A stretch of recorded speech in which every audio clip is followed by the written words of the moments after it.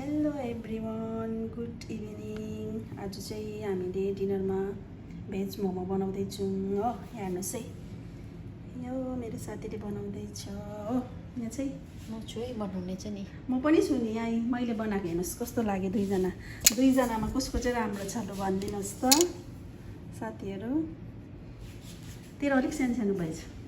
यो चाहिँ सुप हो।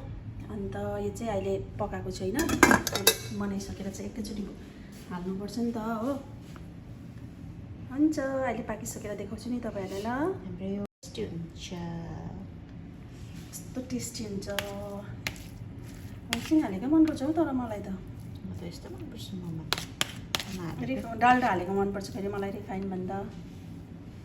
हेर्नुहोस् है हो, रेडी चाहिँ मैले गरिरहेको थिएँ नि फेरि सबै। उहाँ चाहिँ बनाउने मात्रै हो नि आएर फेरि। र अहिले चाहिँ हाम्रो मोमो पाकिसकेको छ हो। हेर्नुहोस् न, यम्मी यम्मी, कस्तो खङ खङ लाग्दो, कस्तो मजाले पास आएछ हौ।